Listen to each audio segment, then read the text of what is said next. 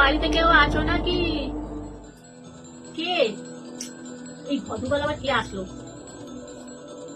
ও দিদা, কি হয়েছে?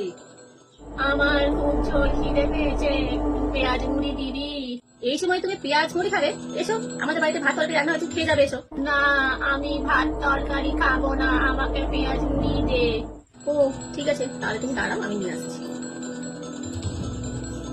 এই নাও দিদা, ধরো তোমার পেঁয়াজ মুড়ি।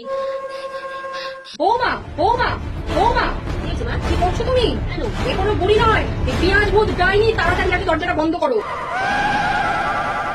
জানো কত বড় সর্বনাশ হচ্ছিল আজকে? এই পেঁয়াজ ভূত কি করে জানো?